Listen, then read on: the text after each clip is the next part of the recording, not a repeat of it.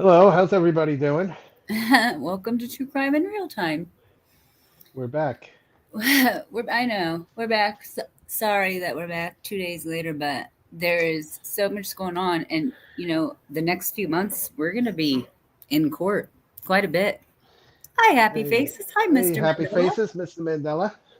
Yeah, welcome.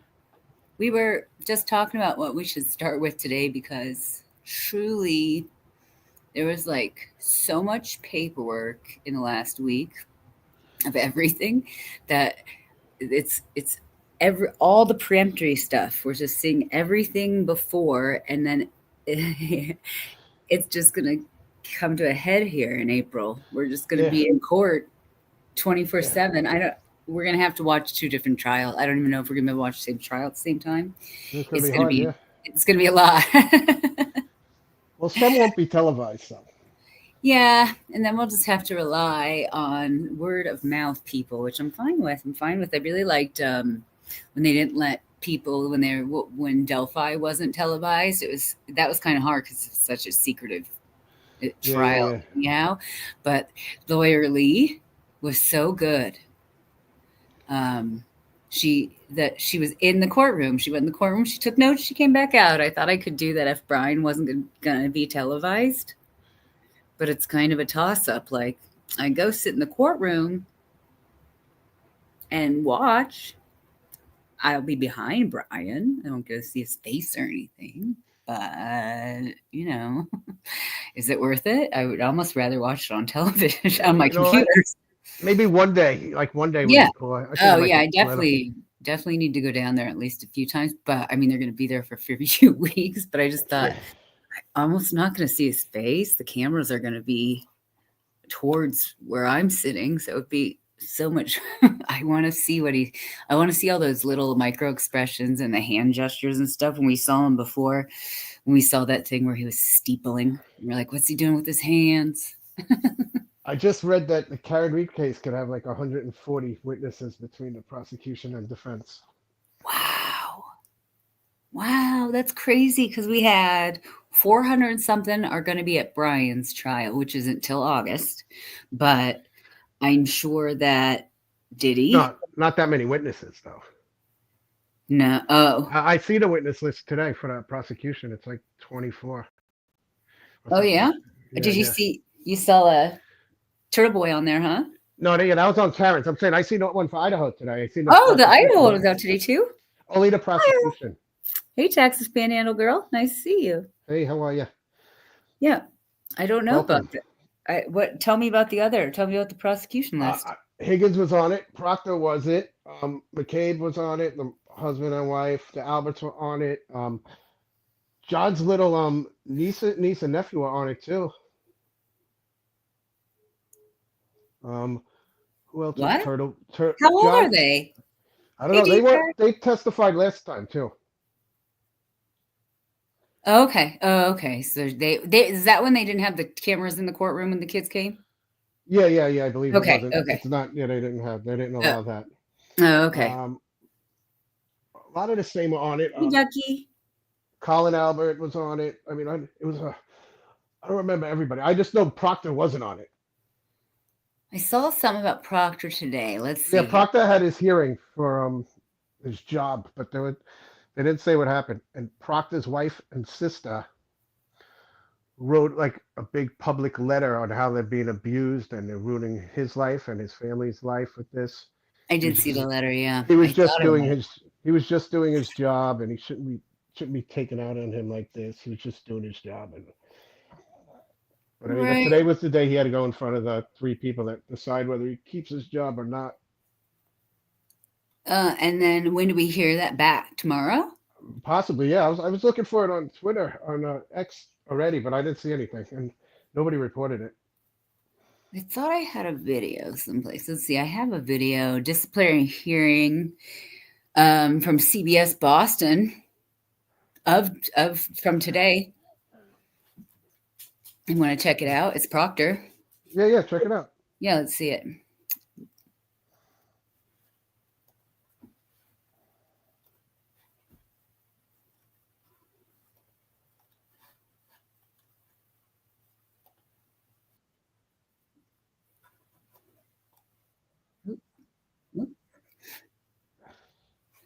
I one. guess we'll start with Karen Reed.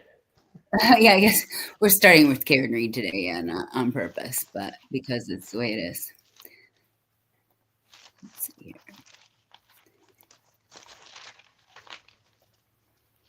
Here we go. Michael Proctor made their first public statements saying he's been defamed and falsely labeled as corrupt by Karen Reed's defense team. His wife and sister releasing a statement as Proctor appeared before a state police board for a third day.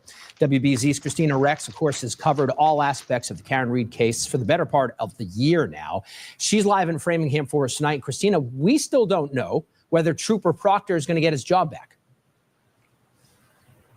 No, we don't, David, but we can tell you the disciplinary board hearing has now officially ended, meaning no more days of hearings. And now the fate of Trooper Proctor's job is in the hands of a board of 3 other troopers who are deliberating what'll happen next.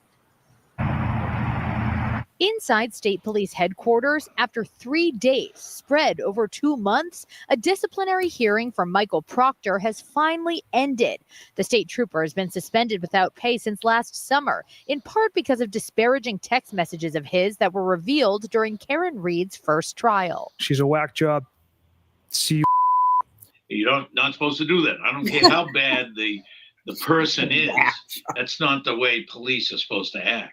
Criminal defense attorney Phil Tracy believes Proctor will definitely be disciplined despite this prolonged process. The state police have had a terrible 5 to 10 years, and they want from public relations to say to the public, we're not going to have guys talking like this. Proctor's family is defending him, releasing a statement for the first time on Thursday that claims he has been defamed, maligned, and falsely labeled corrupt by the alleged murderer, her family, defense, and a mob of her followers. His wife adding, quote, "We can no longer stand by and watch his character be attacked," saying after investigations at both the state and federal level and a grand jury, only one person has been charged with a crime, the defendant, Karen Reed. He's going to be a witness one way or the other.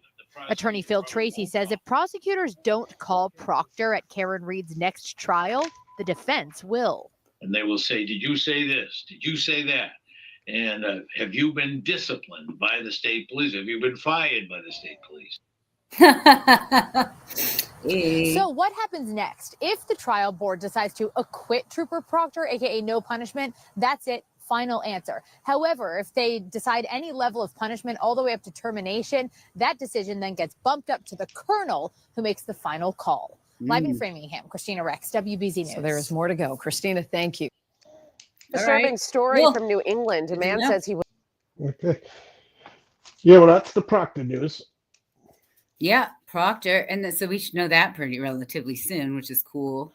And God, he's so sketchy. I love it. I'm like, just him, just when he talks. I'm like, oh, good. This guy, he seems so dishonest. I'm like, all right. But I do feel bad for his family. Let's admit that. Like, just because you're related to somebody, what they do can't always reflect on you, right? I mean, Exactly. It's unfortunate. You just can't. I remember, I think it was Ted Kaczynski's sister was like out in the public for a while, and she may still be around on like news programs and stuff. But I can't even imagine what she went through. But that was like really interesting. That was super interesting to me. Just the fact that his family is coming out, and I did read that. I was going to put it on the screen, but it seemed a little. Even Brian's family, you know. Yeah. Oh, yeah. No, especially people who are on trial who have not been convicted or haven't gotten to that. Even he's not been on trial yet. And his sisters, I thought one of them lost their job. I thought. Oh yeah, that's not right. That's not right, in my opinion. But I don't know what she did. What if she? I mean, if she did something that was somehow involved in it, I don't think so. Though I think his sister was like a teacher or something like that at a university somewhere. And also Karen too, Karen's looked at by people like frowning on her. Well, thanks, friends. It's nice to see you guys in chat with us. You're welcome. Yeah. Yeah, it's kind of weird too, because all the people in Karen's trial got everybody if you think about it, all the people who were in the first trial are kind of maligned just for the way they were, no matter what side they were on. The whole police department. Yeah, I'll tell you what, does not make the police department look very good. Unfortunately, it makes the entire town, including the judge, including that DA who we watched 2 days ago, look like I don't want to ever have to go to court in Boston, I guess. Like, Oh, that brings me to something. One of the motions they put in yesterday was that they weren't allowed to bring up past things by like the police force, because that guy Lenk, he supposedly forged a police report for Tim Albert like back in 2002, and I guess they brought it up in the first trial. So the prosecution wanted to make a motion that they can't bring past criminal history up. oh, huh. Well, all right, but I mean, the defense can bring it out in like sideways, anyways. You know? Yeah, they could try. Well, Alan Jackson brought it in, but he had rules on it, Yeah. and he wanted to bring one of the guys who was involved, and she wouldn't let him. Because I went back and looked at it. Really, Bev wouldn't let the prosecution bring it in.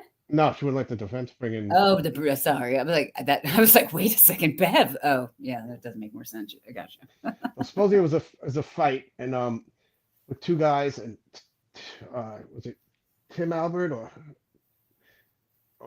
something, and whatever, he got in a fight with them too, and then whatever, they wound up like handcuffing one of the guys, and they let everybody go. Then one of the guys came in and filled out a police report, Yeah. and then the police filled out a police report and predated it before the guy who came in filled it out. Predated it? Yeah, he didn't fill it out. There was a cop. He was a cop there. When the cops came, they didn't fill out no reports. But then after the guy came in and filled out a report against them, they filled out a report and predated it like they did it first. Oh. And that's what he brought into the first trial. And they're trying to make sure he tries not to do that again. Yeah, sounds shiesty. Good call. Yeah. Yeah, like maybe come in with like honest comments and statements might make it look a little bit better. And I think they want to make a special like questions for the jury. I know, Abby. Like the defense wants a special list of questions for the jury, like to make sure what happened last time don't happen again, I guess. Is this the questionnaire, the jury questionnaire? Yeah. Okay. When do they get to pick the jury? That's got to be soon, right? Because the trial starts in April. Yeah, it's got to be like within. I think this next week is court. It's the 17th, and I think after that's trial. Quincy is standing guard right now for something, Ducky. I mean, there's so many motions they filed in the last 2 or 3 days. I know, and I could hardly keep track of all of the motions. Honestly, I was hoping for like a short version of it, and I couldn't find any short versions. Like just to condense it for y'all, so we could have a shorter version of it, because there were however many motions, 11, 12? No, like 30. Oh, but I mean, some of them are like stupid ones. Like I don't know. how stupid? Tell us. Like I mean, like they don't want the McCabe's or the Alberts in court on the last day. It's staring at the jury like last time. Like I mean, I don't know how you knock that out. Well, that was a complaint. That was, yeah. Well, I mean, the juror that was interviewed said that. They're not allowed to talk about the Aruba trip. Do you think they're gonna? I mean, that was like several days. The trip. Am I right? They talked about that. Yeah, I missed when they were talking about it in court, but I got the kind of the breakdown, and I got some of the information on it. But it was a couple days of discussion just for the Riibe trip. Oh, and the defense wants, they like that guy Crosby, their dog bite guy. Yeah. Oh, I saw this. Yeah. They put an appeal. She allowed him, and they put an appeal to knock him out again. So they want to have him have that special Deborah hearing for him, because their expert, Dr. Russell, had a Deborah hearing, and she's an expert clearly, and this guy has no credentials. And Awesome. he didn't have to have a hearing. So, Well, That's kind of a big deal, but that'll just prolong it. Yeah, definitely. And that's really interesting where they have two separate dog bite experts, and one guy's like, this is not possible. One guy, he's not a dog bite expert either. He's not the definitely judges, not comparatively, not even on paper. When they come in, they sit there and explain all their all their credentials. Yeah, exactly. Yeah. I love it. But that just shows her bias. Like she just is anti-defense. Yeah, it's sad. It's upsetting to me to watch because it's kind of like kind of a gross way to see this judicial system.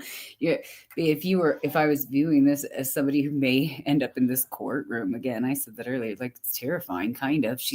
The trial is clearly in the pocket of the judge, clearly in the pocket with the prosecution.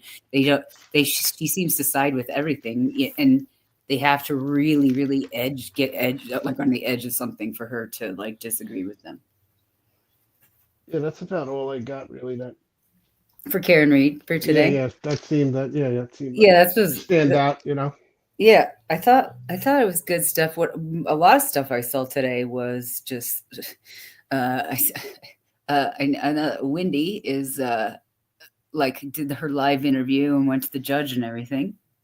Well, yeah, Wendy's in trouble though. I think. Yeah, I think Wendy is in trouble. I have. Wendy snuck out last night and it didn't go over well. I saw that. We could watch that if you want, where she went out with her niece. Yeah, show it. Yeah. But she snuck out, I think. Yeah, let me find that because I saved that someplace in here. It's ridiculous. It's I guess the judge is like a little kind of in control, right? Yeah, the judge is telling her she don't want her to talk to the media. He doesn't want her out. She wants to move her to another place. This is all after last night. A different care facility? Oh yeah. Yeah, a stricter one, which she calls this one prison already. Like, how does the judge the big thing is the judge don't want her talking to the media.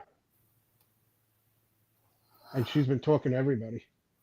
She's scared. She needs to talk. She's a prisoner. Yeah, she's basically being held against her will by these people, and it's frightening. Let's see here. I know I had a good video of Wendy from today. Because her guardian lady scares me. That whole thing scares me. Only because you never know what's going to happen in the future. I'm like, oh gosh. Yeah, and it seems like the judge and her are in cahoots. You know what I mean? Like she's telling the judge what to say. Oh yeah, let's see here. Now people are downplaying that test she took, saying it's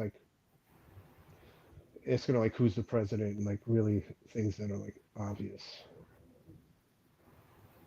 Let's see. Eventually I'll get it on the screen for us. Here we go. This is Kempire. This guy. Is speaking out for the very first time on camera with the paparazzi, addressing the recent report that the adult living facility that she's referred to as a luxury prison filed a police report claiming that her niece kidnapped her. Exactly.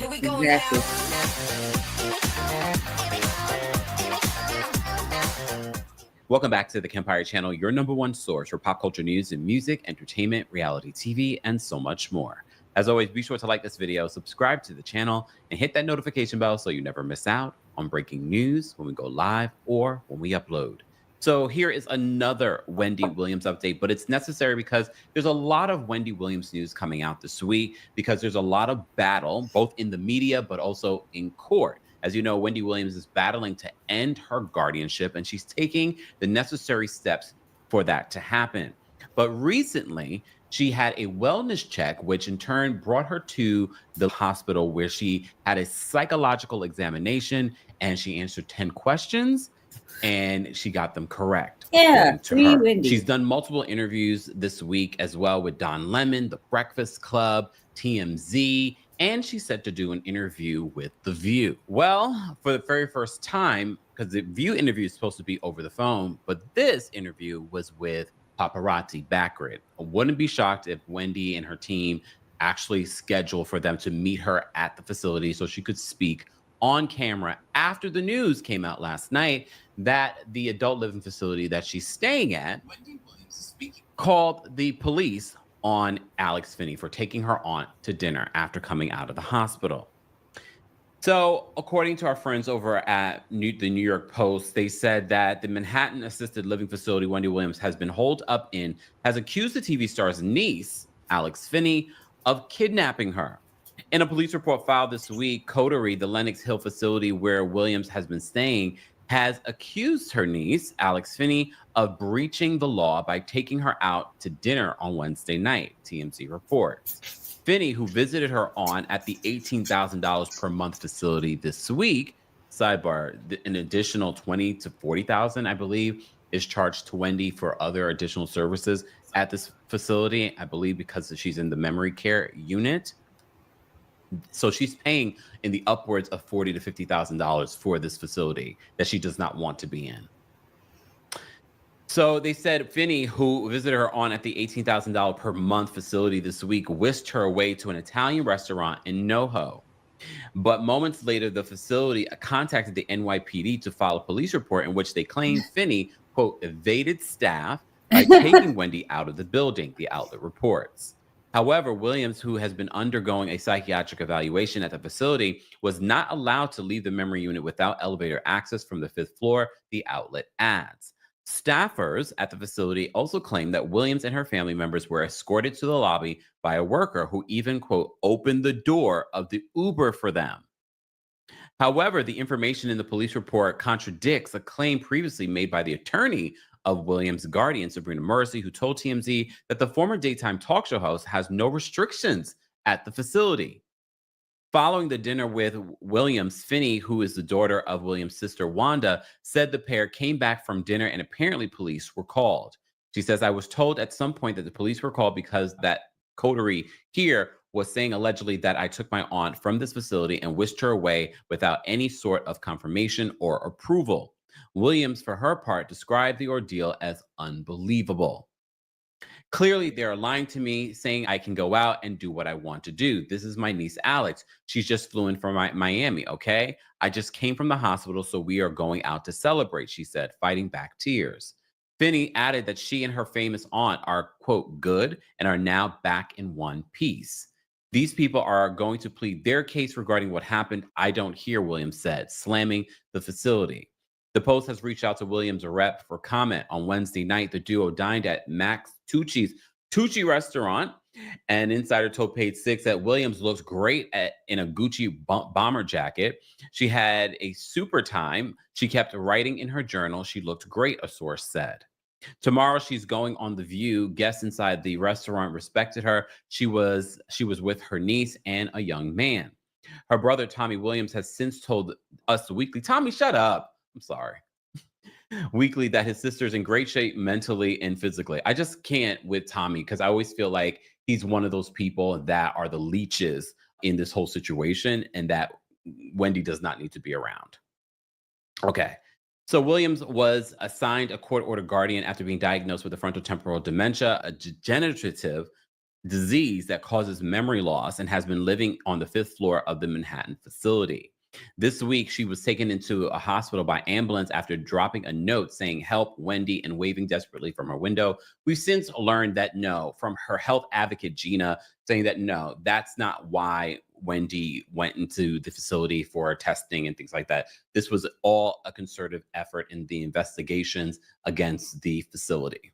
So in a surprise call to Good Day New York Tuesday, Williams told Rosanna Scotto that she passed a mental acuity evaluation, quote, with flying colors. But let's take a look at what Wendy had to say to the paparazzi when she got out of her Uber with her niece, Alex Finney. This is my niece, Alex. Okay. How do you feel about the Free Wendy movement? fabulous. Fabulous. So our recent events have been unbelievable. Talk about came back from dinner and apparently police were called, but I was told that at some point police were called because the coterie here was saying allegedly that I took my aunt from this facility and whisked her away without any sort of confirmation or approval, which according to everything that we have learned in terms of this whole situation, wondering exactly how that correlates with the statements that the Guardian has made that Wendy is able to come and go as she pleases, right? And that there are no family visits that are blocked. Clearly, they are lying to me when they say I can go out and do what I want to do. This is my niece Alex. She just flew in from Miami. Okay, I just came from the hospital, so we are going out to celebrate. You know what I'm saying? Celebrate what? I don't know. I'm from the hospital. You know what I'm saying? And of life. Right. And this is what has been done to us. But we're good. We're back. We're good. We're back in one piece. I'm glad to hear. Take care. These people. So, look, I'm glad they did in the interview. As I said before, Wendy Williams is set to be on The View tomorrow. It's supposed to be a phone interview. Look, is Wendy Williams 100% in great health? No. But is she suffering from frontotemporal dementia? That is hard to believe when you're talking about that disease that Bruce Willis has also been diagnosed with, and he has not been seen in public since that diagnosis was revealed. That is degenerative. So if that were the case, and we are talking her diagnosis was a couple of years ago, Wendy would not be able to recall all the things that she's recalling.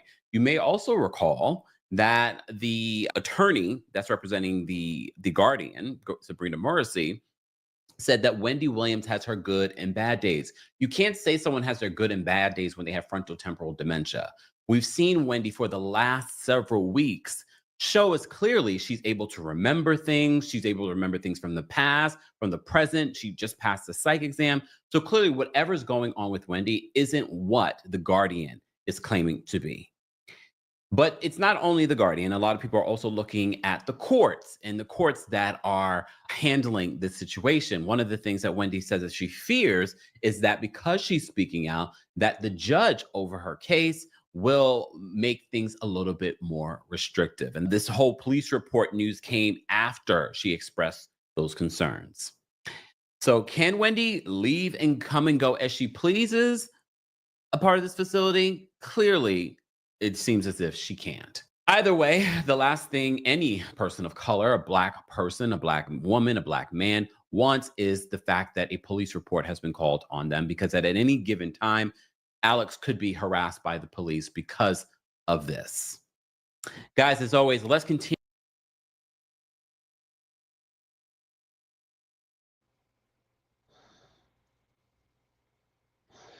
All right. That's Wendy's story. Yeah, I don't know. And the judge seems like she's in control just as much as the Guardian.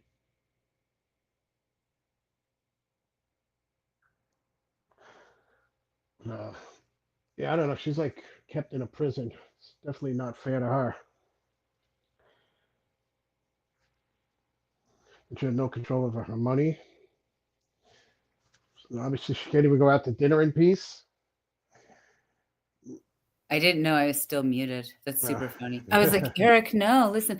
I was watching her and I was thinking, after dealing with people with dementia, after being around people with dementia, dealing with it, I can see Wendy compensating with that lady with her aphasia. I can actually literally see it. How she asked her niece to help her tell the story, and how the words, she did some word seeking there. I could see it. It's hard because the aphasia, and we watched it with Bruce Willis, it doesn't run on a straight line. You don't go from being like totally fine one day to just being really bad. You could be, I could be talking to you right now and be like, and I could just like throw in like a random word or repeat myself or something, and it may not be noticeable. Or you could cut, it's just hard. Watching Wendy has been really hard for me, because I can see little things that she Oh, you tries. could see it. Okay. I was just thinking she didn't want to talk because they hold it against her whenever she says something. No, I think she is having trouble speaking, and I do think that the number one thing for the beginning of that aphasia of the disease is really having a speech therapist, a speech pathologist helping you, controlling your verb, the way you speak, and the levels of speaking and stuff. It's a very strange disease. You watch Bruce Willis with it, right? Like he looked completely fine up until we haven't seen him on the news. No, yeah. And or like Gene Hackman right now. We think about that. Like he was secluded, his wife, and they were in the mountains, whatever. It's not fair, Defer. Yeah, but she was basically taking care of him. I watched something today. Right. Another, and he's she thinks that she did everything. You know what I mean? Yeah, I saw that, and it's like that's the thing though. It's kind of hard to tell. Like it's hard to tell with Wendy. It's hard to tell with Bruce Willis when he's all smiling on his videos, and even when he's talking to his kids. And you may not notice it's different than dementia from Alzheimer's. So it's just scary. It's scary to not be able to be in control of your own like anything you're doing. I mean, that in and of itself is frightening. Yeah, she is in a prison, really. Yeah, I think they got to rewrite the rules on that. Yeah, I do too. There should be more checks and balances, right? Like there should be more. Somehow there should be more checks and balances. I don't even know how you get there. Happy you asked who assigned her the thing. And I feel like we looked, Eric. Did we not find anybody I got the impression the judge did today from the way the judge acted. The judge assigned the woman woman. I'm just saying, like, or the judge maybe approved the woman. Oh, okay. That makes sense. I don't know what is the relation of Sabrina Marcy to Wendy Williams. That's what I want to know. What's the relationship? I couldn't. She's an attorney, right? She's an attorney, but like, is she a cousin? Is she a friend? Like, what? I don't know what she is. Like, I would just assume she would be. She was her lawyer. Part of Wendy's circle of something. I mean, Wendy being a television personality and around for a few minutes. Publicist, like that's what I'm saying. Like, what is her? Does she have the best intentions? I don't think she does. It doesn't feel that way at all. It doesn't feel that way at all. Like how difficult it was when she, you know what? And we're also, now that I say that out loud, we're also, if you take it from the perspective of Wendy, maybe these people are keeping her safe and we're seeing her on TV.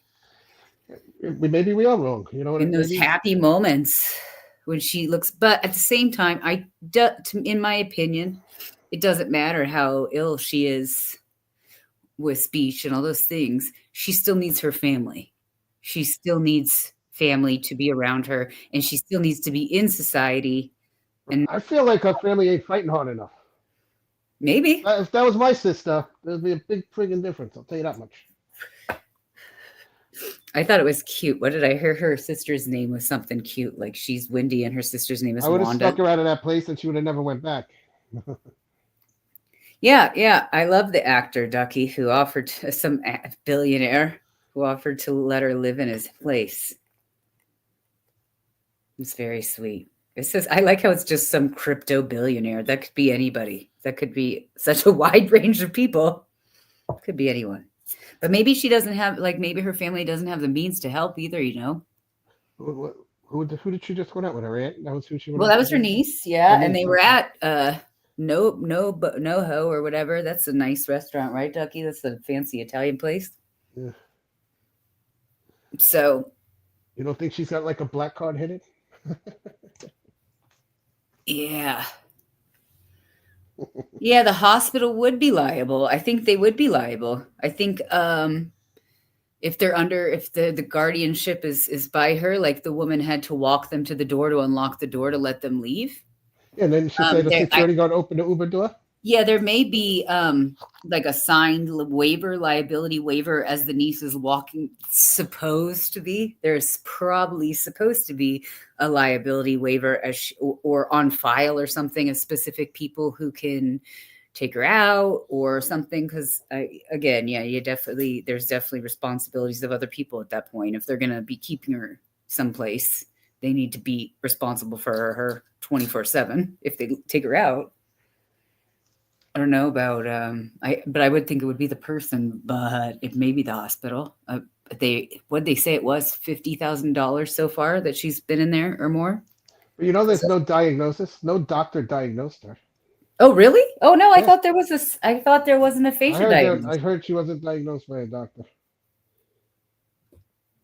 Well, that's crazy then. I did not know that. Now that's okay. I could be wrong, but I thought I heard that.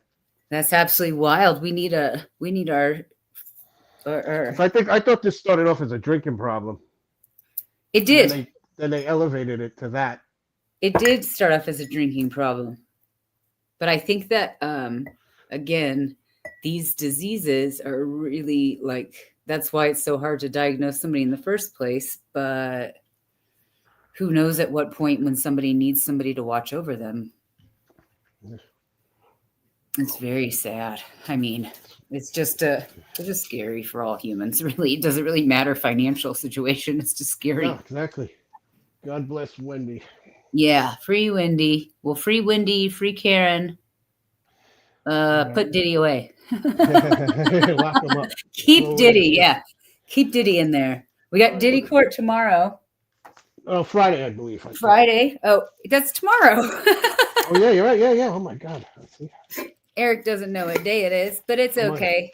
We'll catch him up tomorrow. I'm on disability. It's one long miserable day.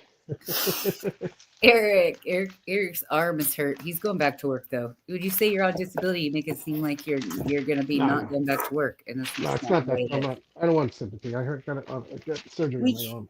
And he has to go back to work. You guys, he's so bored. Yes, so bored. He's like, let's go on 5 days a week. I'm like, no. Just kidding. Just joking. Right, what do we got next? Does everybody hear about the college girl from Pittsburgh University? Let's talk about this missing woman. She went to Pittsburgh University. That's where she goes. She's from Virginia. Her name is Sudiksha. It's Sudiksha? Yeah, there it is. Sudiksha Konanki. Konanki, yes. Exactly. Konanki? Yeah. Go ahead. So she went to Punta Cana with some friends on spring break to a 5-star hotel, the Rio Republica. She got there March 3rd. I guess everything was fine. And then they got her on camera strolling out to the beach with 6 people. At 4:15 in the morning on March 6th, and she's never returned. The 5 people returned. The guy she was arm in arm with returned. No Sudiksha.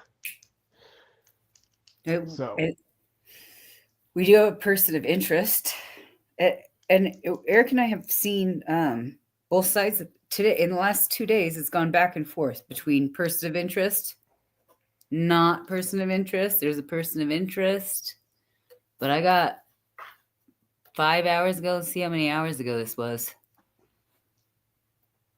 I got Court TV from 5 hours ago saying that this guy's a person of interest. Roll the tape. Yeah, let's check it out, Eric.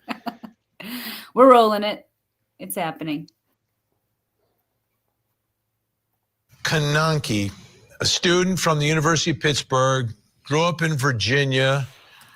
She is missing down in the Dominican Republic, taking a spring break vacation with 5 other friends of hers. They're staying at a nice hotel, and then the power goes out in the hotel in the middle of the night. A bunch of folks head down towards the beach, and then she is gone. So there's a lot of developments happening in this case. So here to walk us through all of this is Court TV field reporter Cody Thomas, who joins us. Cody, what is the latest update today in the search? Well, Vinny, the huge update today is that Joshua Riibe is the now named person of interest in what's now being called as the biggest search in the Dominican Republic's history. Now, who is Joshua Riibe? He is 22 years old. He's a student at St. Cloud University in Minnesota. And also, he is allegedly the last person to see Sudiksha alive on the morning of March 6th in those early morning hours at around 4 a.m. Now, a statement from Sudiksha's hometown sheriff was released that says Joshua Riibe, 22 of Iowa, is a person of interest in a missing person investigation.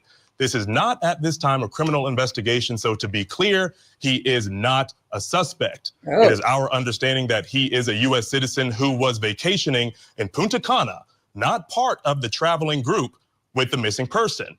A number of people have been interviewed by the Dominican National Police with the assistance of the FBI, and this is continuing. Our office will have a presence on the ground today too. This particular individual may have been the last one to have seen her, so is of particular interest. Please note the term person of interest is one that we are using in collaboration with the FBI. I can't speak to any designation the local police may give him or others. And of course, Vinny, that is from Chad Quinn, the PIO of Loudoun County. Now, for those of you who may have forgotten what Joshua Riibe looks like, here's a video right here. Here's the crowd of people, the four girls.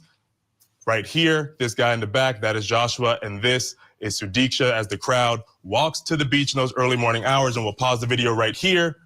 And this right here is more of a close-up of the new person of interest that we are talking about, Joshua Riibe, 22 years old, allegedly the last person to see Sudiksha alive. And we have a clearer picture that we grabbed from his LinkedIn. This is also him right here.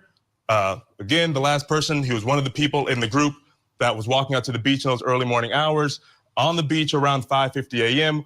when Sudiksha allegedly went missing.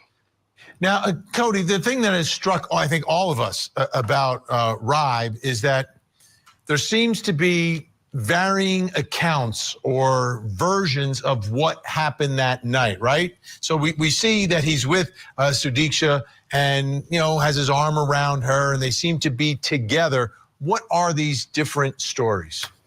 So Vinny, as you mentioned, he is cooperating with the authorities, but there are three different stories that all have a common denominator that he's given the local authorities. The first story is that, you know, they were walking on the beach, they got in the water, there was a heavy wake, he swallowed a lot of water, got back up to shore, and then fell asleep drunk on a seat on the beach. The second story is that they were out in the water, he was a little sick from drinking all night, the rough wakes was kind of jostling him around, he got sick, went back up to the shore, and again, fell asleep on the beach, woke up, she wasn't there. And the third story is that the last he saw, they were having a good time on the beach and she was wading around in knee-deep water. And he also, again, Vinny fell asleep on the beach, woke up and she wasn't there. So they all have a common denominator, all have nuances that all leave room for speculation, including speculation by her father, who has traveled down to the Dominican Republic and is asking for a deeper investigation into human trafficking and or kidnapping. All right, Cody, I know you're going to stick around. You got some more information for us. Let's bring in our think tank right now. Still with us, criminal defense attorney, former federal, not still with us, but joining us. Michael Sterling is with us. Do we want to listen to the think tank? Or, I mean, we're the think tank. What do you think, Eric? We want to listen to these people? I call BS too, Ducky. Yeah, no think tank. Yeah, we don't need their think tank. We're the think tank. I feel like I did some thinking today about this.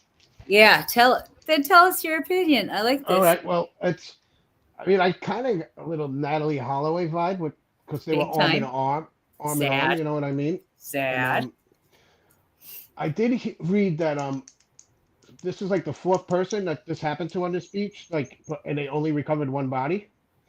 So I mean, I would think maybe I'm on the verge of thinking she might have drowned. You know what I mean? I mean, yeah. It's not like there's only one way to go, right? Away from the water, right? No, you're right. You're on the beach. If someone took her, maybe they're here at another hotel. Someone taking her, or she would go by that camera again. I would imagine there was a bunch of people on that beach, or at least not a bunch, but more than the 6 that she was with. Right? Well, she wasn't even with her friends, like Happy Face says, and I agree. Like, where are your friends? My friends left there. They went back at 4:15. They're on camera getting back to the hotel. No, they're on camera getting back to the hotel at like 4:55. So they were only there for about 45 minutes.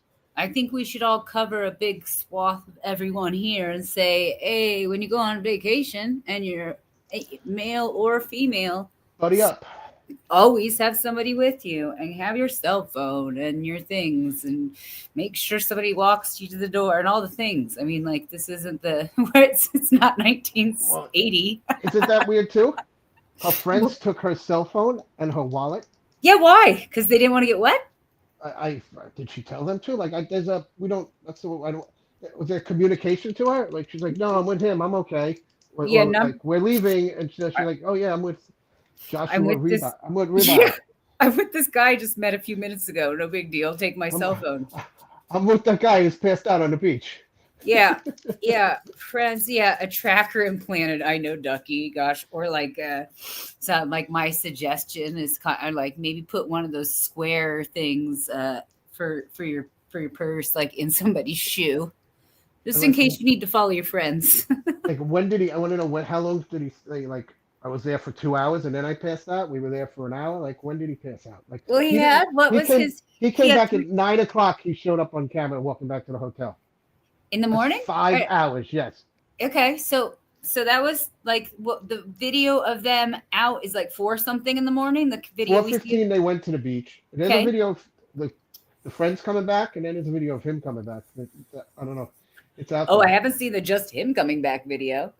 And I believe the video of the friends coming back, there's 2 people walking opposite direction. Looks like you said that. That's interesting because they could be going to the same place. Like when you said there's probably other people on the beach.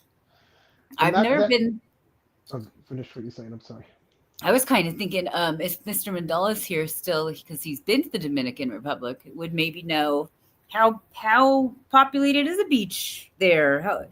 At whatever, at 3 or 4 in the morning, anywhere. Is that normal? Is it like it is spring break, Eric? So you're right. Like you would think that if people are going to party in rooms, what you say, like $90. Did you know what that guy reported? He reported the power went out and everybody went out towards the beach, which I heard the power went out. Remember I told you, but I heard it wasn't that day. Yeah. He could be wrong, but if he's not wrong, there should be a lot of people on the beach, right? Yeah, I would think so. I heard went out at 1 o'clock. The hotel said it went out at 1 o'clock. This is 4 o'clock, so I think he was wrong with that. But I'd say there would be people. Look, if you're on vacation, you're drinking, partying, whatever, spring breaking on the beach in Dominican Republic, and your power goes out in your building at 1, and at 1:40, they're like, come back in.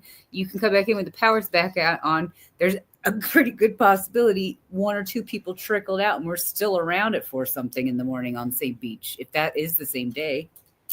Yeah, I'm thinking about 20 people were on the beach. You think that would be that many? I've never been there. I don't know how. But at the same time, I have to remember it's spring break. There could be 5 times as many on a normal weekend.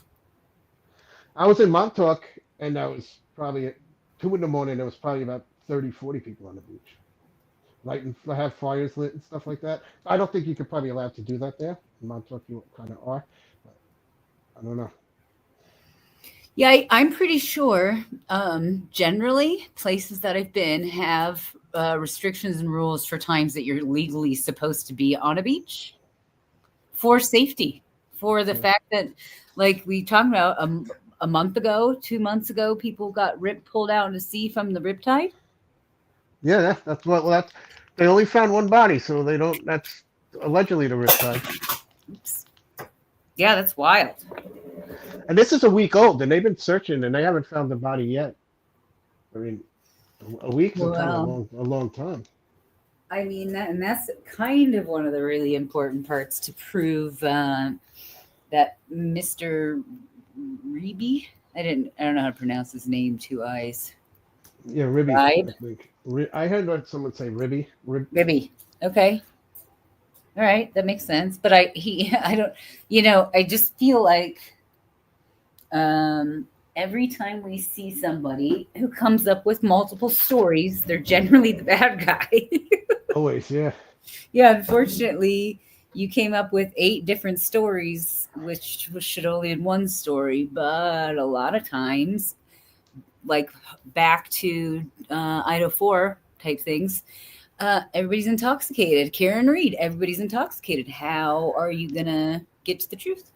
Yeah, I think he couldn't. Maybe he could. She maybe seen her go down, and he couldn't help her, and he feels terrible. As you know, or they were both kind of drowning. And like you said, you had the experience like with a friend, and I did too. When I was getting sucked under. My friend went to help me, and he started getting sucked under, and the lifeguard had to help me. So I yeah, mean, and you guys are lucky there was a lifeguard there. Yeah. Yeah, it's easy. I mean, little kids, it's easy to. And I've never been swimming any place that has any kind of undertow. Nothing's ever pulled me under. I've never had any undercurrent any place that I've been swimming. So I don't know, but I do know that I felt it. It's strong, and it pulls you. And I that's don't know, scary. The ocean is, it's levels. You can go from like 2 feet to 6 feet, real like as you're getting pulled. You know what I mean? Yeah, because he said that when he went out, the sand literally comes out from under your feet. Didn't he say that he started stumbling, whatever, and then he went back to the beach and she was still in the water? And I heard up to her ankles, you heard up to her knees. Could that pull you down just being that deep in the water? Yeah, but maybe if you're drunk, it'll knock you over. But I mean, normally you should be able to hold your ground. I mean, or if you're not ready for it, maybe. But I mean, it would have to be real strong to pull. I mean, I don't know how much she weighs, but she's probably at least 110 pounds. Because it pulls you into the water. Yeah, but you gotta be like real. When it pulls you and you're deep, that's when it's gonna get you. When you're standing on the edge, it's just gonna pull the sand out from under your feet and feel weird. Okay.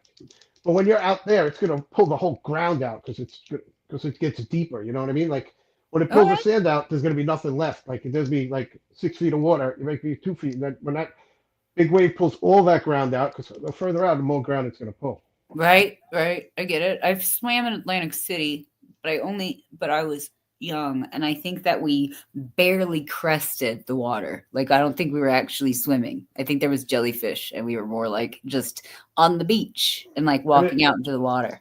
It also will move you east or like sideways, like like you'll be say your towel will be in front of you, and 20 minutes later you'll be about 30 feet from your towel, and you don't even realize it.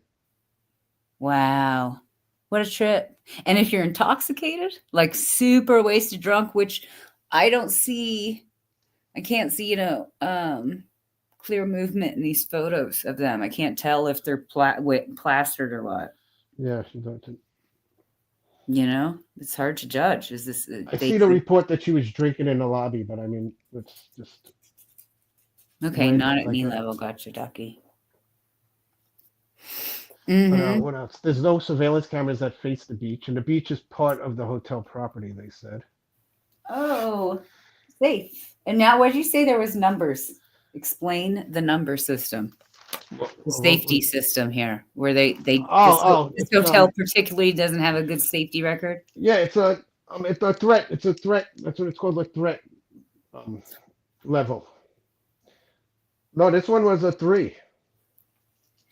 And so if I stay at like the Hilton, is it a 1? Well, you gotta where? It's where like Bahamas, like this is Dominican. It's where you go, Puerto Rico.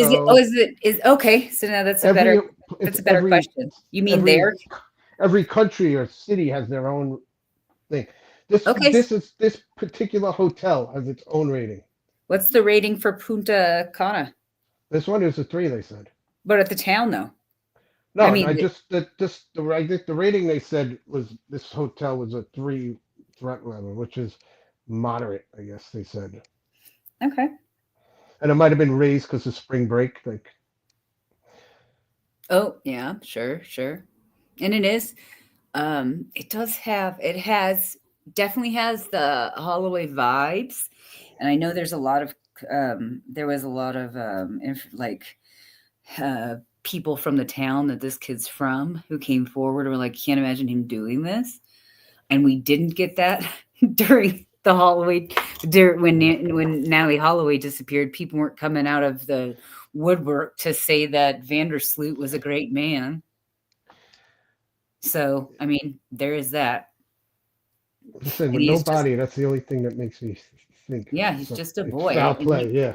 I could see I'd hate to. I could see this. I could see how it's hard to determine foul play. I'm almost going to err on the side of these are just young kids, and he doesn't have some weird, like he's not all buff and weird on steroid. You know what I mean? He doesn't have some weird aggression thing. He's just on vacation. He was a wrestler. He was a wrestler. See, exactly. That's kind of one of the things I was saying. If we see that, if that's something that comes out, I could see leaning more towards there's a possibility. But I could also see if this riptide yank you out into the ocean real fast and the girl doesn't know that and she's just drunk and steps out 4 more feet and it gets, 6 feet deeper. Yeah. Somebody said the waves were crashing on at the beach level. You know what I mean? Okay. So really could pull you out. That's what one of the guys I watched last night said. That's how the waves crashed. Yeah, I don't know. But he also said that's not shark infested waters too. It is not? Not. Well, I think we have to worry about her being eaten by a shark at this point. No, well, I mean if her body dies and you know what I mean? It would still float. It would still come up. Yeah, like a shark could have ate it. That's why they didn't find it. I think that's the point they were getting to. Oh, okay. Gotcha. Oh, phew. Ugh, this poor girl. Is this sad? I'm not gonna make a list of all the times that people have spring break bad things happen to them, but I bet I could. I think we could. I think we could make like a whole 2 to maybe 6 hour video of all the crimes that have happened to people over spring break in the last 10, 15 years. Yeah, definitely. Now, you send your kids off to spring break. It is kind of incredible to me that people have their kids go to the country and there's not some sort of, but if they're 18 plus, sure, of course. But and I assume these people are young adults. Natalee Holloway's case was probably what true crime was made on. You're right. Like the second bump after JonBenet. Yeah, same. It was I remember the mother got her own show or something. Her mother dated JonBenet's father. What? Yeah. Fun facts. Look it up. Ducky's been caught in riptide. I've been caught in one, but that's when I had to get rescued. But I mean, it doesn't get you every time, but you got to be aware of it. No, but yeah, that's the kind of my point is that was the thing. Like if you're not aware of it, this gal is from Virginia. There's water in Virginia. There's their place. Going to school in Pittsburgh. Okay, water. So she could have known about whatever, maybe not, and also the intoxication level type stuff. Yeah, let's go with right now. What am I saying again? We're no foul play. What are you thinking? I don't know. Get to told me to say that again. I don't know. What did I just say? What do you say?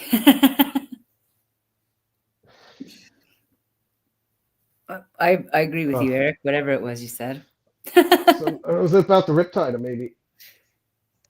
Oh, it was dark out. Mm-hmm. Yes, it was dark out. Yeah, it was dark out. Yeah. And so, all of the things. Yeah, because that's a good point, too. Oh, who's dating who? Oh, yeah. Natalee Holloway's mother dated JonBenet's father. Isn't that weird?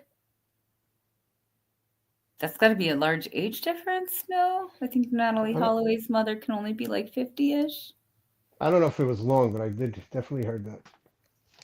Huh. I remember I looked it up to see if it was true. I'm pretty sure it was true. Swim yeah, parallel. Exactly. You got to swim parallel, yeah. See? Maybe that gal didn't know that. You guys tell me that. I think that if you told somebody that it'll pull you parallel, but it pulls you that way too sometimes. Like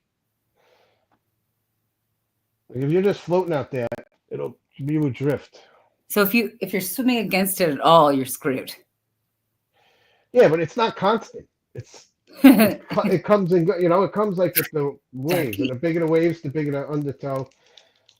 I mean, I get it. We're it's not. I think that right now I'm going to call it. We're going to call this as let's err on the side of maybe this kid is a good kid, and this is really just really tragic. Yeah, I'll agree with you. I think he's Yeah. Not embarrassed, but he feels responsible. Sure, I would. Yeah, I could understand that. He's a boy. He probably just passed out. He said he was Yeah, no, sick. I mean, they should have been watching out for her, and I mean, Yeah. I would feel terrible. Like For sure. Yeah, that's just really sad, actually. Yeah, I was all about like, yeah, what about this boy? And then I saw his picture, and I'm like, oh no, this is like a child. It's an actual child, and of course he changes. I kind of blame the friends. I do too. That's what Happy and I see. Happy exactly.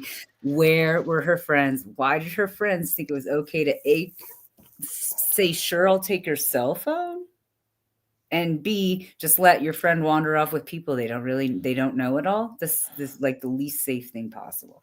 Somebody had to know about the water, I would think. I'm sure they have them on the camera. The friends are still walking with them, right? Like they're walking towards the beach. The friends are still Yeah. The friends went. They said there was 6 people with her. It's 7. 1 guy, 5 girls, and Sudiksha. Well, this stinks for Sudiksha and her family. And let's see.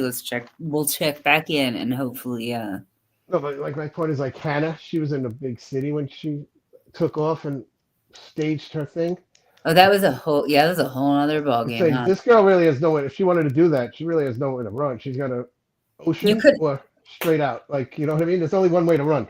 Well, yeah, and you can't like she can't like disappear in the Dominican. I know. I mean, I'm just saying I don't think that's the case. So yeah, I just don't know. I don't know anything about their like trafficking statistics, that sort of thing. If there was other possible, you know what I mean? Like the guy gets drunk, other people see him pass out and come and say, "Hey, lady, hi." Yeah, that's possible.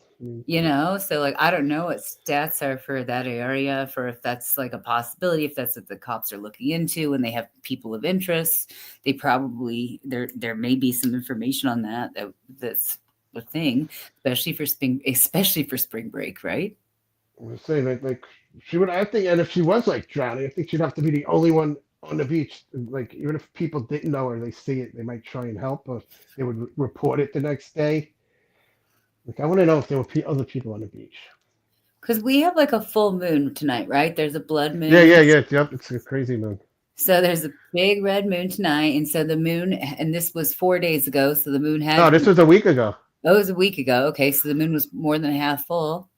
So the moon would have been bright on the ocean. So I'm just thinking of how far, like if you were on the beach hanging with your buddies and you saw people farther down the beach, I'd be like, my buddies, let's walk farther down the beach so we aren't bugging these people. We have our own space. And like, how much farther down the beach can you get? Would you not even see the other group of people at a point type and thing? The sunrise too. Did you see the point of the sun? The sun was amazing. You're right. Because it's 4 something. Yeah, you're right. It's 4 or 5 in the morning. Yeah, for sure.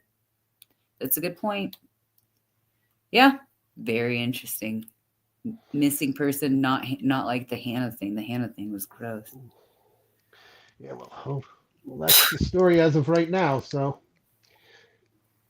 we're on it. Yeah, we're on it. See what happens.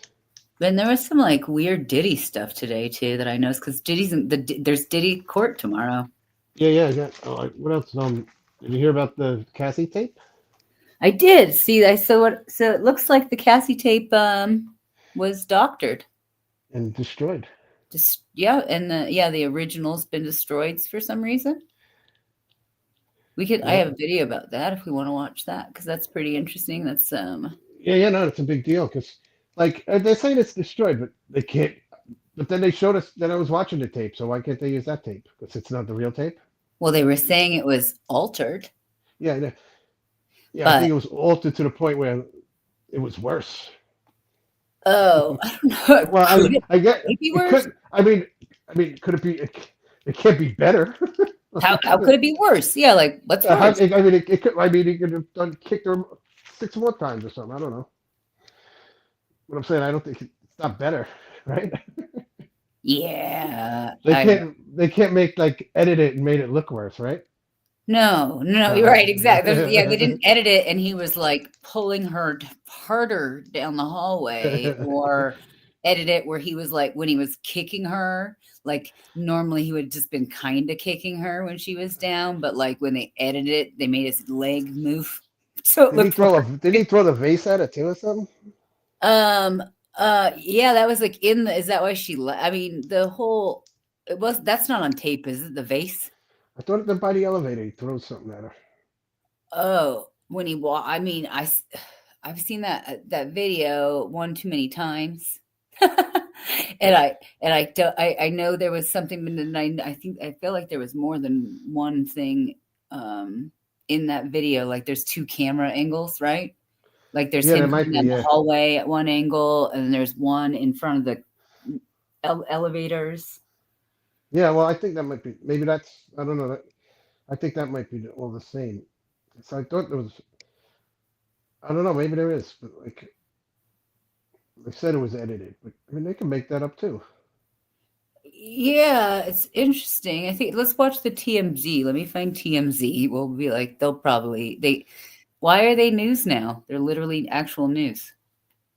I guess they made the cut. Yeah, they could have to get us. I guess they can't talk gossip as much. I know gossip is real. Hey Frank, how are you? Hey Frank. We're talking Diddy, Frank. Good morning. I'll find it. Yeah, I've seen the TMZ one. It's pretty good. I know it's, yeah, I just saw it on here and I skipped right past it for some reason because but I know it was here. They, I feel like they just, it's funny to me that they're news is kind of my thought process, but they are. The fact that they, because all the stuff is turning out to be real, like I did you see a thumbnail today? I saw a title today that I did not watch. It said something about tunnels. Where, in Diddy's house? No, at Gene Hackman's house. Did Yeah, you see? I seen that a while ago. And that one site I went to, they talk shit every day. I think it's a shit site. That Hollywood site. Uh-huh. They have like Gene Hackman's last phone call. They're the ones with the suicide note. They got a lot of bullshit on there. And I can't download any of their videos. I can't share any of those videos. I got to send the whole site out if I want to send it to someone. So I mean, that's why I don't write any of their shit down, because I don't know how true it is. That's a good One reason. of them says his daughter, I seen tonight, it said something about his daughter wanted them to be paid for them to be killed or something like, I don't know. I'm not, that site I'm going to take too serious. Okay, here we go. Here the Cassie video was edited. Oh, let's see. Okay, that's not sharing. I'm like, oh, no, we're not even sharing it on the screen. Here we go.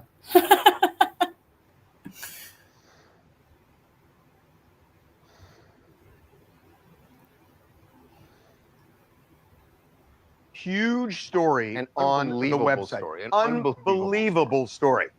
Remember the Cassie video? This is Diddy beating Cassie in the hallway of the Intercontinental Hotel in Los Angeles back in 2016. Everybody assumed this video was going to be a really important part of the federal case, even though he's not being charged for this. The prosecution wanted to play this video to the jury in the federal case. I do not think that's going to happen because CNN, according to the defense, altered this video before it aired it and has now destroyed the original.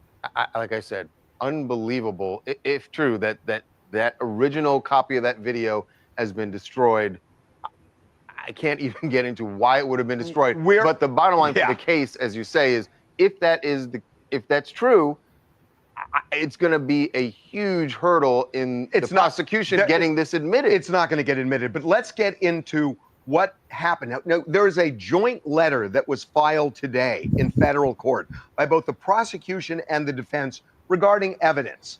Now, this portion of the letter involving the Cassie video, it was the narrative is from the defense. Right. So let's get into what the defense is saying. So here's what they say about the tape. They say CNN purchased the only known copy of the hotel surveillance footage, uploaded that footage into a free editing software, altered the video, and then destroyed the original footage, even though it knew about and repeatedly reported about the federal investigation.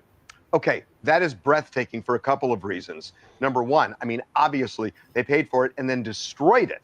But between paying for it and destroying it, according to the defense at least, it was altered. They did not air the full version. They said they sped it up. They took things out of sequence. Right. And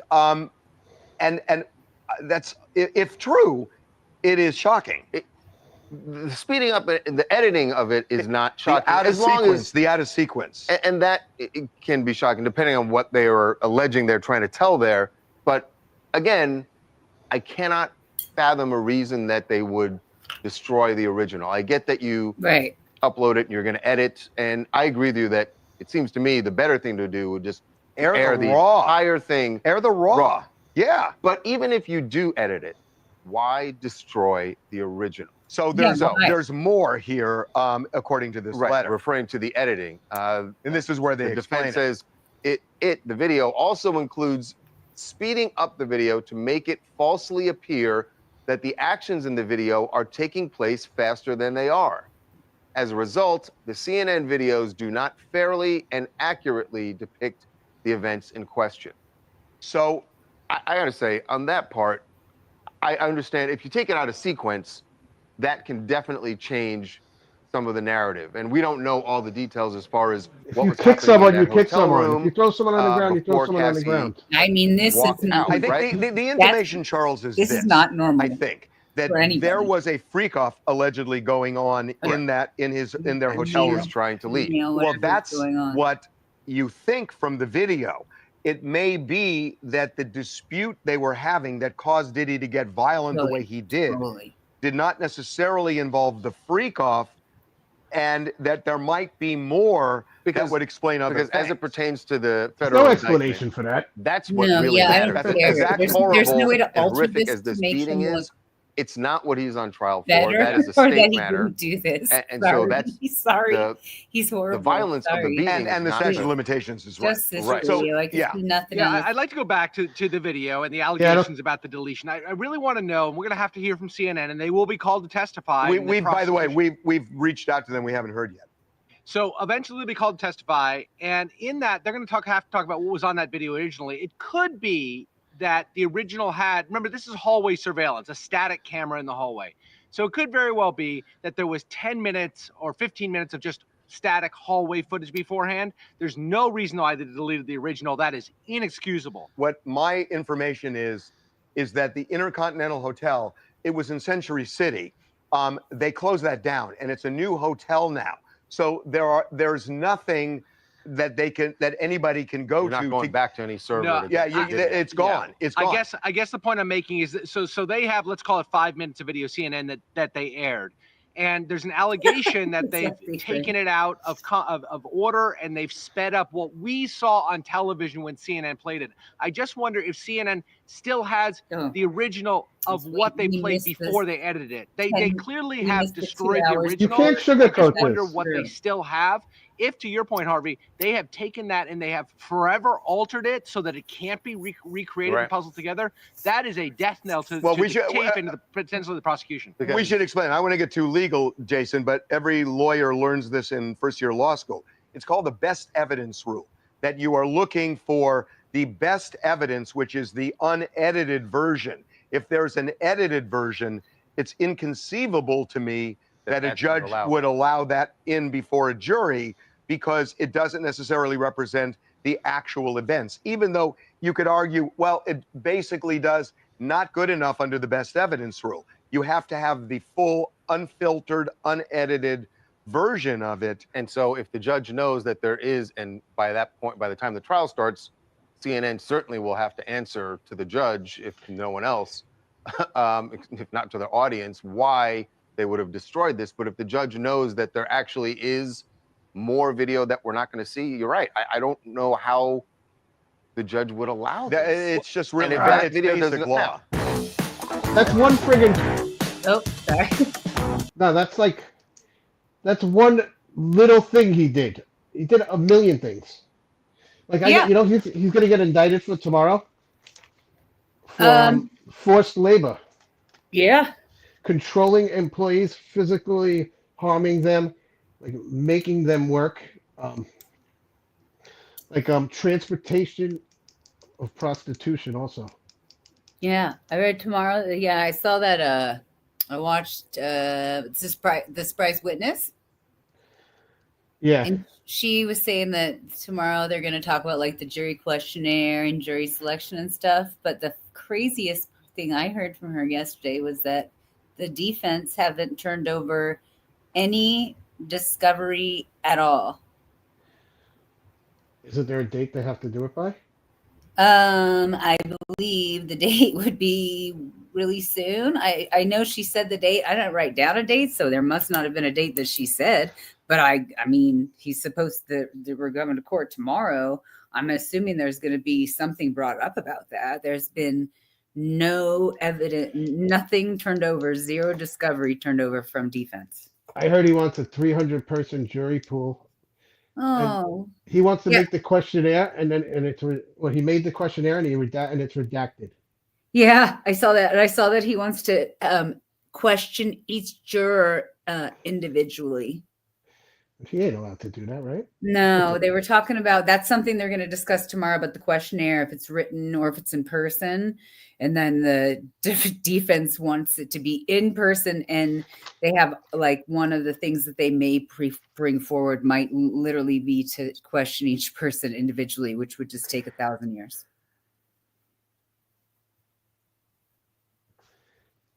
The evidence is not, I don't know evidence. I don't know how lean the evidence is, Frank, because I think the evidence for him is going to be financially. They got a ton of evidence. Yeah, I think it's going to be financial everything. To get a RICO charge, you need, he needs you got sex trafficking, racketeering. You need multiple charges, multiple like people and. True, Ducky. That's what you need. You can't just get a RICO charge on one person. Right. And they have all the other people we saw that are going to be like a class action lawsuit, but for sex trafficking and racketeering. Oh yeah, so it is a different case. You're right, Frank. It is a different case. That tomorrow is the questionnaire and everything for the federal charges, and I don't think it's not. You know what they're going to use that video for? They wanted to use that video for just to show that he's violent, and he would do this to a girl. And everyone's saying he did it to them. It's like an example. Oh, well, yeah. That's what they wanted to use that tape for. It has nothing to do with the trial. She got paid like $30 million. Yeah, try finding people who haven't seen it. Don't think he's a monster.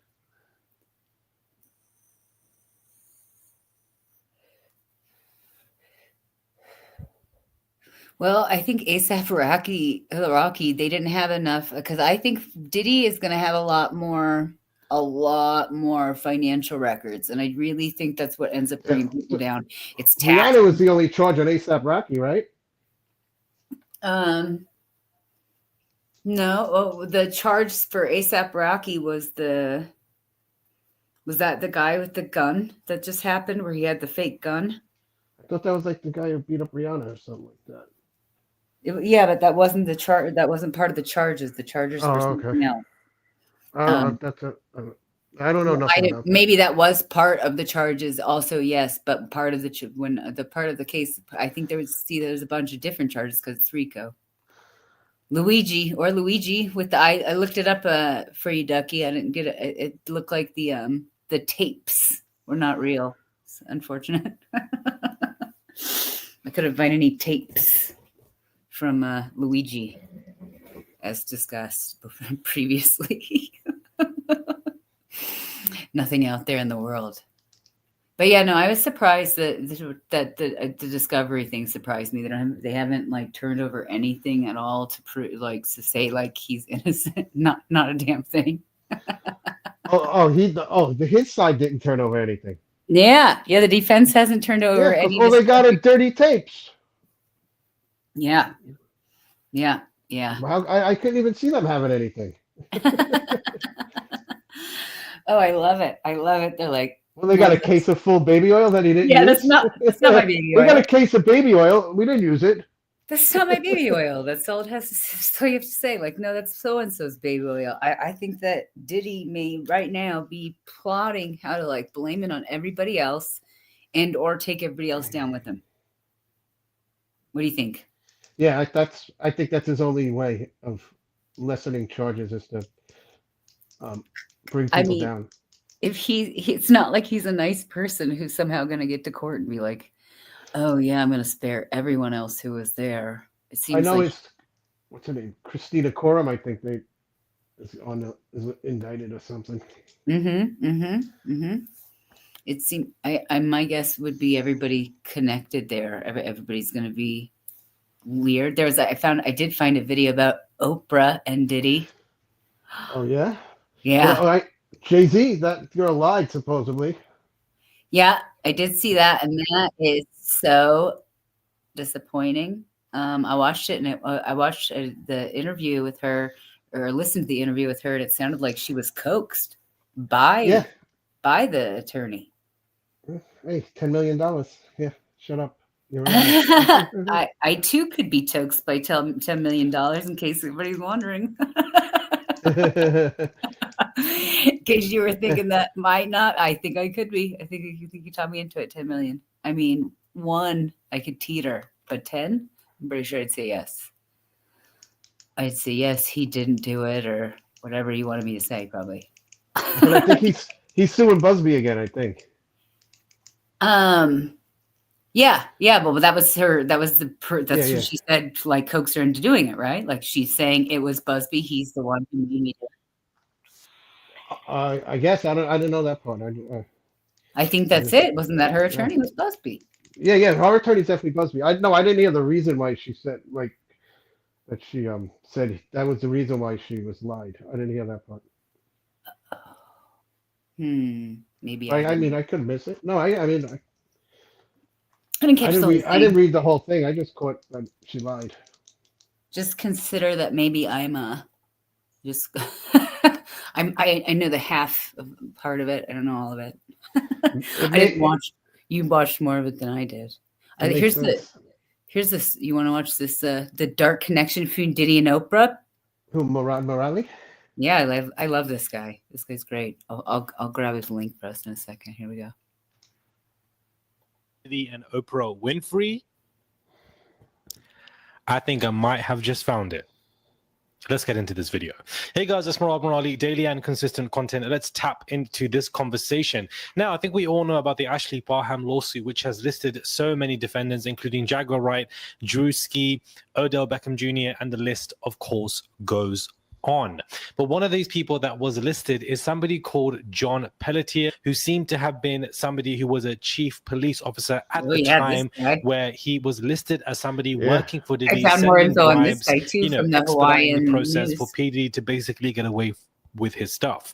Now, whilst Ashley Parham's lawsuit has caused so much confusion over the past couple of days, and if anything, denounced any credibility in this lawsuit, one thing it definitely has done that is useful is put all eyes on this man, John Pelletier, because people are speaking, guys, and we need to speak about the corruption of this man, because he somehow seems to be at the scene of the crime continuously.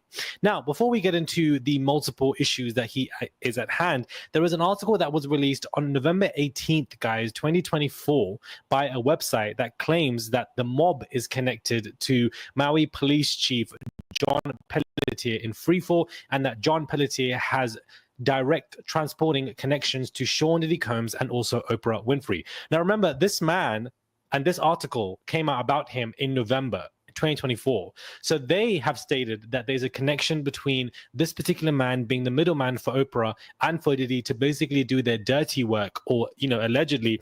And for the fact that now, in March 2025, there is a lawsuit in regards to John Pelletier and Diddy and, connections of corruption is definitely intriguing, because this couldn't have been a prediction. They must have, had sources confirm this, which is why they publicly put out this article.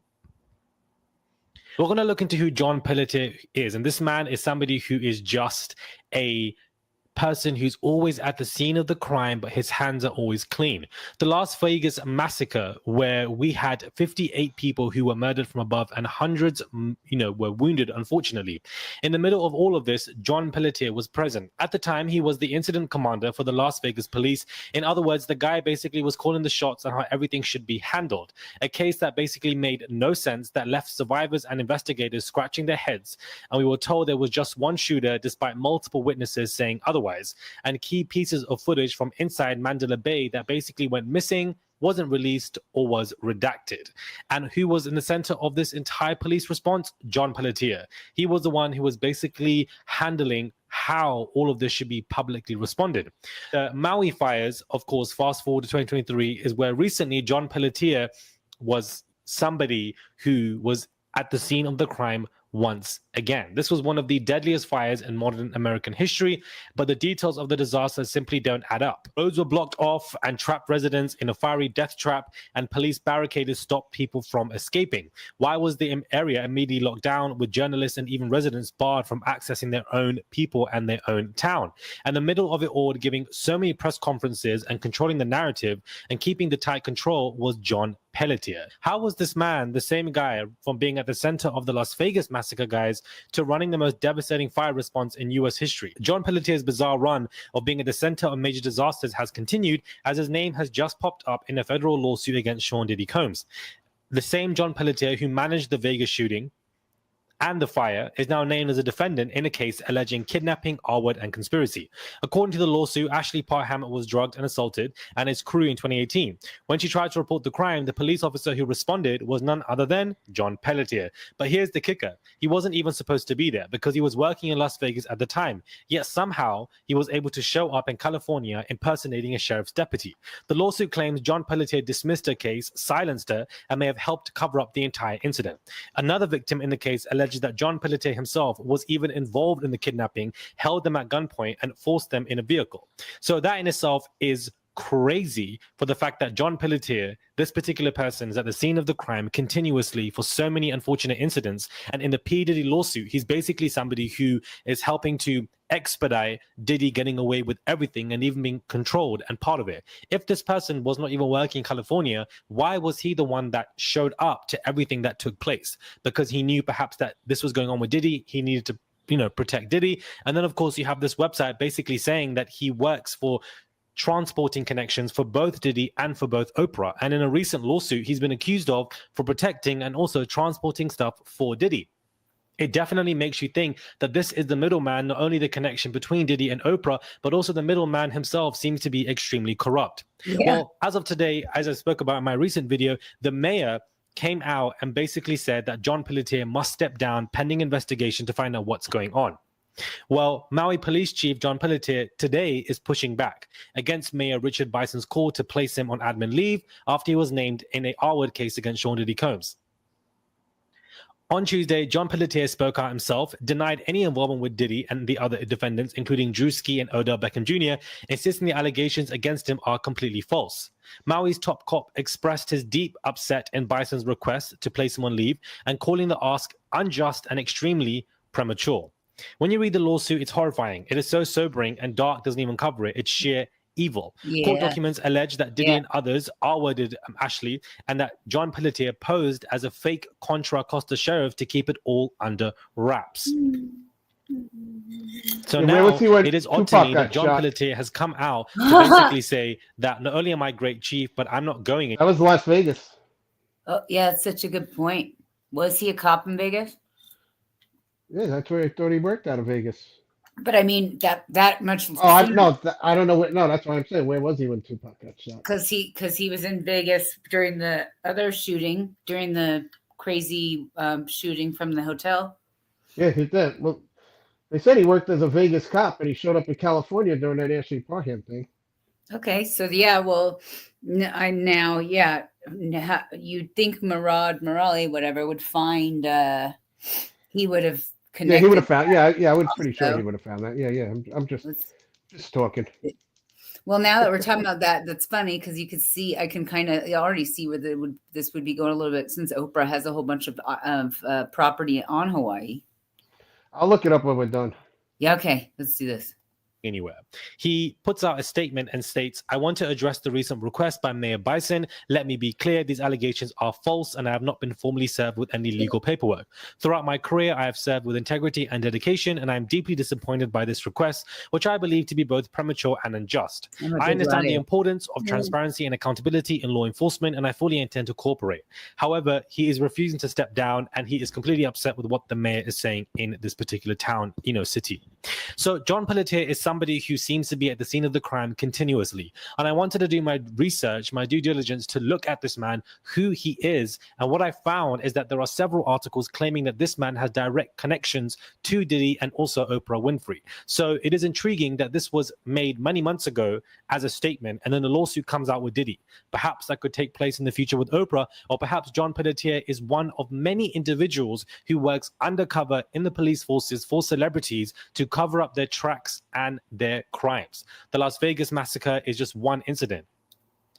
But the Maui fires is another massacre that you were also part of. Both particular massacres where you helped to control and derail the actual narratives and make sure that information gets redacted or prevented. But now, allegedly, on top of all of that, you're also now listed in a P. Diddy case where you are doing the same thing for P. Diddy, but also transporting people yourself. What is going on? How many John Pelletiers are there? And the fact that this man is also speaking up today, refusing to leave pending until this investigation is done, also speaks of his character. It does not look good for him at all. One thing about this Ashley Parham lawsuit is that it definitely has caused us confusion. But one good thing that has come out of this lawsuit is that we are looking at the corruptive police officers in the workforce, and John Pelletier's name is being discussed heavily again and exposed in this manner. So I don't think that Ashley Parham's lawsuit is completely false. I think it definitely brings the conversation of credibility issues with defendants being named that probably weren't even there from what they've said themselves. But also John Pelletier is somebody who's been showing up at the scene of the crimes now 3 times. And if there are other websites predicting that he actually is part of Transporting Connections and also saying that he also works for Oprah for her dealings as well, then it definitely means that this conversation is a lot more deep than we actually think it is. I grabbed my shovel and I said, I'm going to start digging to get this video out for you guys. Hopefully you guys appreciate it and hopefully you guys understand it coherently. Please do subscribe to the channel, comment down below, and give this video a thumbs up. Do send a tip if you guys wish to. There's a $sign there. You can send it whatever you want and it goes a long way. Comment down below on this video and give it a thumbs up. I want to know what your thoughts are on John Pelletier, one of the middlemen for Oprah and Diddy, apparently and allegedly. And to be honest with you, I say one of the middlemen very tightly, because I definitely feel like there are many of them, just like John Pelletier, whether they're in the workforces, in the politician world, or behind the scenes completely, or executives that, you know, are working for musicians. Yeah, you're right.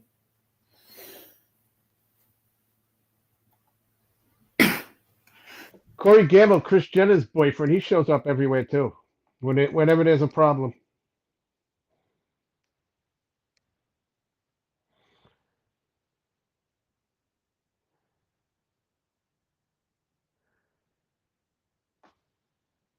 You're muted, Sophie.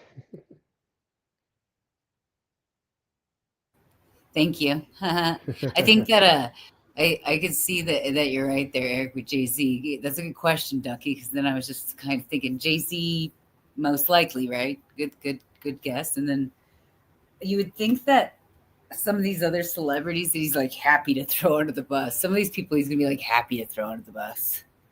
Yeah. Some of the people he can't not throw under the bus that are like always in pictures at the parties. We may not see Jay-Z in photos at the parties. It's got to be worth it to throw him under the bus. You know what I mean? Like it's got to be someone like a political person that they want. You know what I mean? Like I don't think they want Leonardo DiCaprio. Or no, yeah, that's what I mean. I don't think they don't care about those guys. I mean, they want friggin' a president or Oprah. Right. Or, yep. Oprah. Another big shot. Obama. I like any of those. Take them down. Any of them. If they're like trafficking people or abusing these people, take them. Take them all. I mean, GHB in the baby oil. Yeah, I know. Crazy. All right, what's next? Is that all we have for today? I guess. I mean, yeah, I'm sure I have some. I found. You can always talk Idaho. We can't. I mean, I have found all sorts of random. I actually got a couple things on Idaho. Let's tell me. Okay, what do you got? Well, the defense's new angle. Oh, I noticed that they're going to try to pretend that the sheath was planted. Yep, and that's where they wanted to. I guess they gave up on the DNA, and they're going to go with I have the But, News Nation video about that. the sheet is planted. Yeah, that's cool. Yeah. What else did I? Yeah, that's their big thing. And Oops. I'll find it here.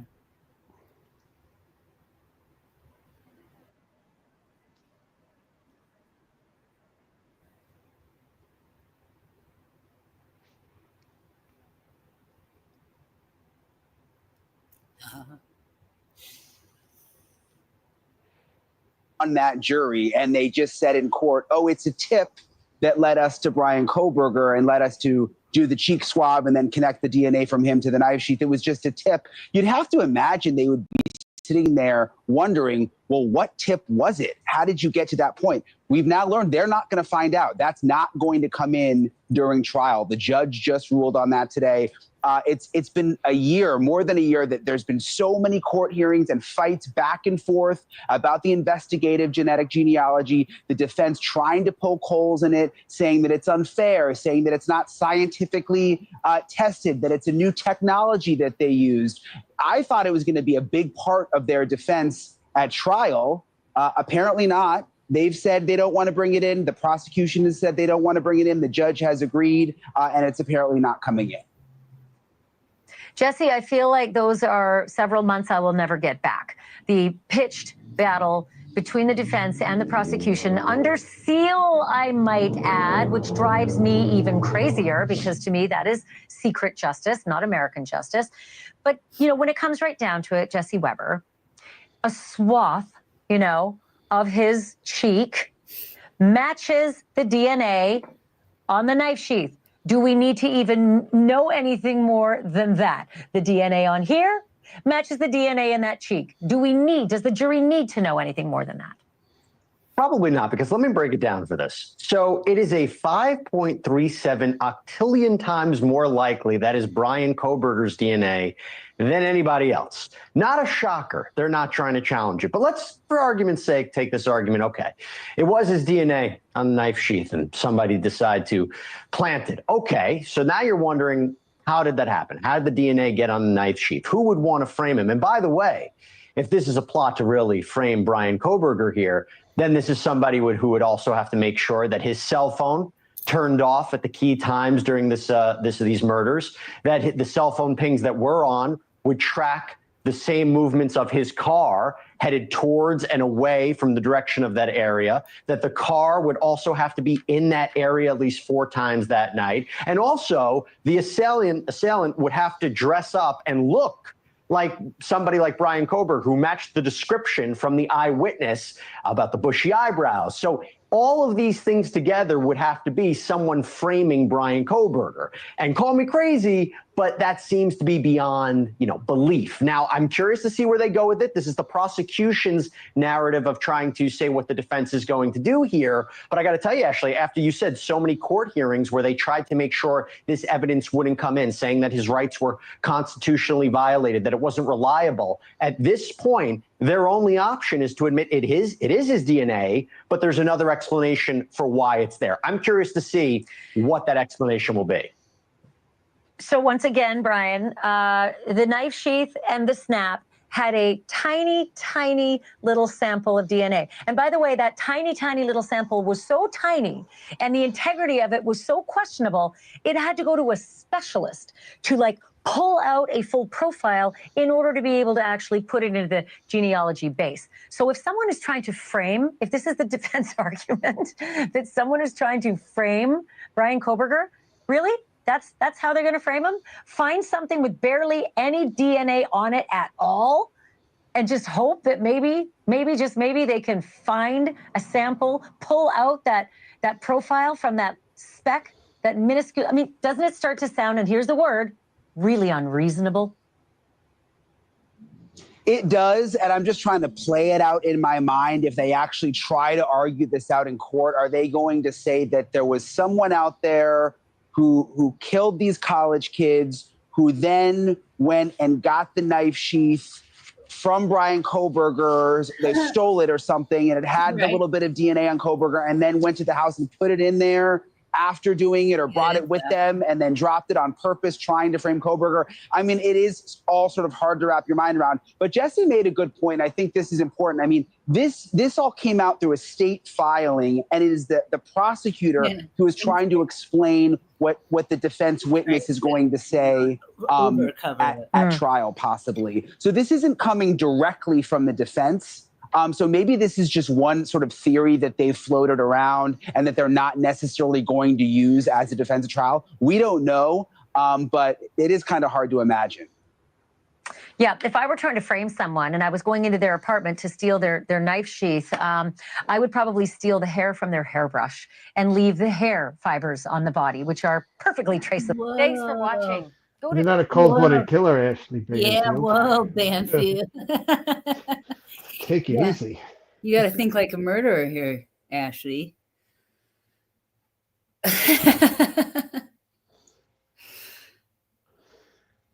Oh, we'll have to check out your articles on that too, Frank. I'm down. Yeah. We like all the ideas. We're an open mind. We like to tinfoil hats. Definitely, especially when it comes to Idaho. There's so many ideas. Yep. Oh, snap. Oh, damn. You just made a t-shirt, Frank.